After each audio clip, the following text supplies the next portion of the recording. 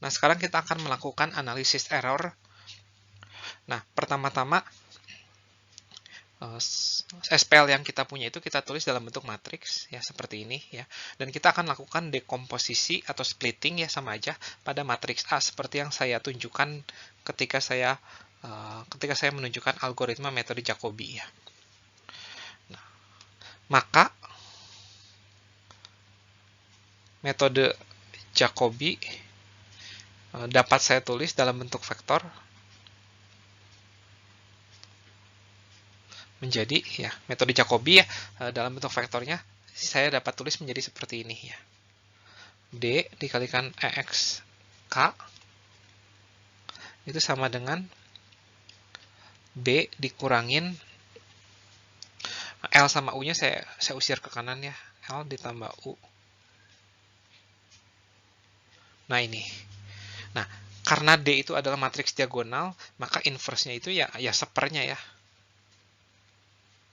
Ya seper dari setiap elemen diagonalnya ya. Ya tinggal dikali inverse-nya aja.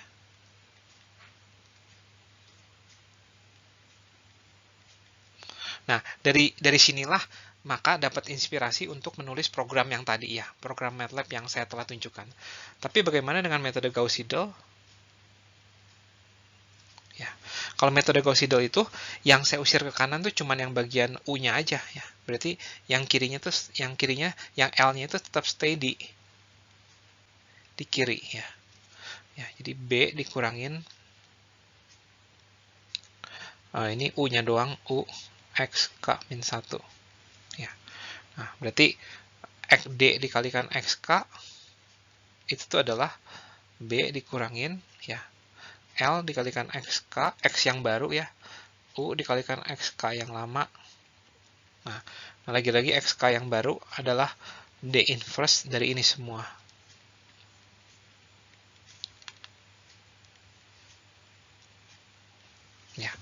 Ya semoga cukup jelas nih. Nah, sekarang saya misalkan vektor P itu P1 sampai Pn itu adalah solusi sebenarnya.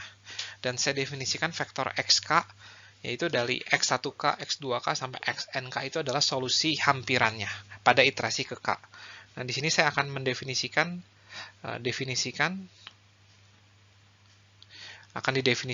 error pada iterasi ke K. Yaitu ini EK ya, vektor error. Ya, yaitu adalah pengurangan antara ini dan XK. Ya.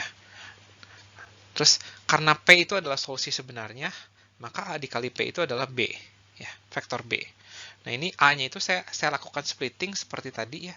Saya dapatkan DP sama dengan B dikurangin L ditambah U. Saya terapkan untuk metode Jacobi dulu ya.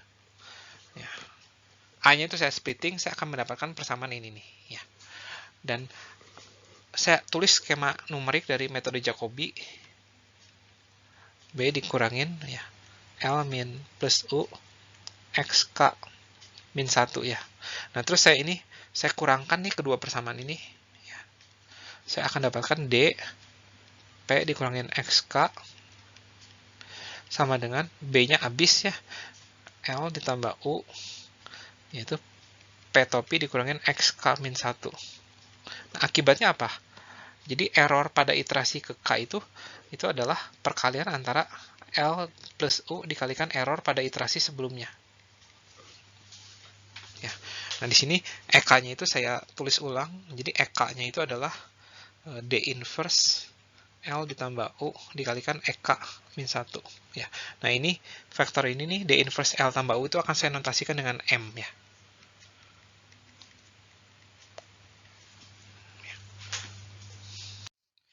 Nah, sekarang kita akan tinjau norm atau panjang dari si vektor EK ya. Tadi kita sudah punya bahwa EK itu adalah M dikalikan EK min 1 ya. Jadi error di iterasi ke K itu adalah perkalian antara M dikali error di iterasi K min 1.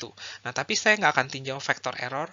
Yang saya mau tinjau itu adalah panjangnya dari si vektor error ya. Atau norm dari si vektor error. Ya, ini nih. Norm dari si vektor error ya.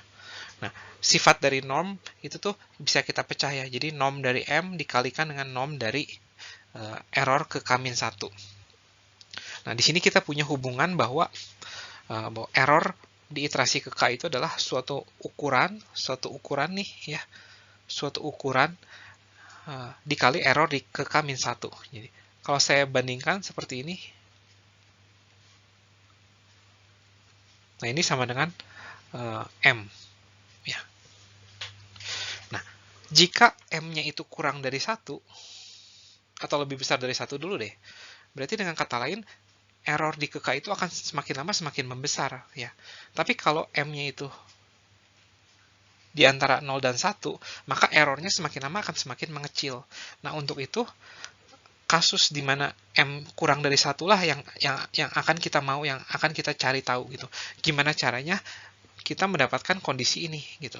Supaya errornya makin lama tuh makin kecil. Ya. Karena ini adalah seolah-olah seperti deret geometri kan ya. Jadi M itu seolah-olah tuh seperti kayak rasio dari deret geometri. Nah, untuk M itu adalah sebuah matriks, dan norm dari sebuah matriks itu tuh definisinya tuh ini nih. Misalkan saya punya matriks A ya. Ya, A11, A12, A1N ya, A21, A22 sampai A2N, AN1, AN2 sampai ANN. Nah, norm dari matriks A itu tuh apa? Yaitu adalah maksimal dari jumlah setiap barisnya. Ya. Jadi, sebagai contoh lah, saya langsung kasih contoh. 1, 3, 4, 6, 1, min 7, 2, min 8, min 8, min 1 nih. Nah, norm dari matriks ini tuh apa? Ya kita jumlahkan aja setiap barisnya, jumlah mutlaknya ya. Ya ini jumlah mutlaknya itu adalah 1 tambah 3 tambah 4 itu 8. Ya. Baris kedua jumlah mutlaknya itu adalah 6 tambah 1 tambah 7. Ya, itu 14. Nah, baris ketiga itu jumlah mutlaknya itu adalah 11. Oleh karena itu, norm dari, misalkan di matriks B, norm dari matriks B itu adalah ini, 14.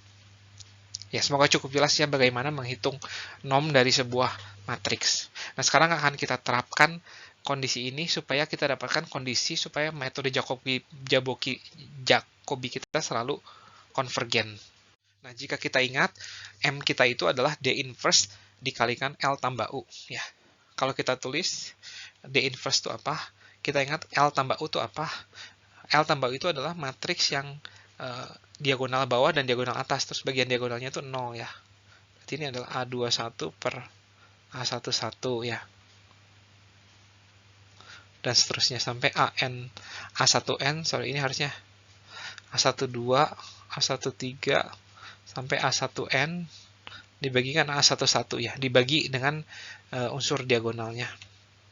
Kemudian yang baris keduanya itu adalah A21 tapi dibagi A22, terus 0, A23 dibagi A22, dan seterusnya sampai A2N dibagi A22. Dan sampai baris terakhir, yaitu adalah AN1 dibagi ANN, AN2 dibagi ANN, dan seterusnya sampai yang terakhirnya itu 0. Suku terakhirnya itu adalah AN, N-1 dibagi ANN. Nah, ini adalah matriks M-nya. Nah, kita ingin M-nya itu, normnya itu kurang dari 1. Ya. Nah, oleh karena itu, setiap baris di sini, kan norm itu apa? Yang paling maksimal dari setiap baris gitu.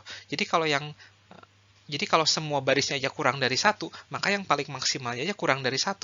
Oleh karena itu, kita supaya ini terjadi nih, agar ini terjadi, nah haruslah jumlah mutlak setiap baris kurang dari 1 ya. Kurang dari 1 ya. Jumlah mutlak setiap baris itu kurang dari 1. Nah, dengan kata lain, kita punya ini untuk baris pertama misalkan kita jumlah mutlakan ya, sampai yang terakhir ini harus kurang dari 1. Oleh karena itu kita sederhanakan nih, A12 ditambah kurang dari A11. Nah, begitu pula dengan baris yang kedua ya, A22, A21, A23, dan seterusnya sampai baris kolom terakhir, jumlah mutlaknya ini harus kurang dari diagonalnya. Begitu pula sampai baris terakhir. AN1 ya, AN2 dan seterusnya sampai AN, N-1 nih sebelum diagonal, ini jumlah mutlaknya harus kurang dari diagonalnya. Nah, kalau semua baris ini memenuhi ini, pastilah norm dari si M itu kurang dari 1. Nah, kondisi inilah yang disebut dengan dominan diagonal. Artinya itu, jumlah mutlak elemen-elemen selain diagonal itu harus kurang dari elemen di diagonal. Nah, jika kita ingat kembali contoh kita di SPL yang pertama yaitu, nah kita ingat SPL pertama ini adalah matriks A-nya. Nah, A11 ini lebih besar dibandingkan ini, mutlak ini ditambah mutlak ini ya. Saya kasih warna nih. Terus ini min 8 ini lebih besar dibandingkan ini ditambah ini nih, mutlak ini ditambah mutlak itu. Dan yang terakhir juga 5 nih, lebih besar dibandingkan mutlak min 2 ditambah mutlak 1. Oleh karena itu, iterasi Jacobi atau iterasi Gauss-Seidel untuk matriks ini pasti konvergen. Nah, kalau kita tukar nih baris 3 dengan baris 5, baris 1 dengan baris 3 maksudnya,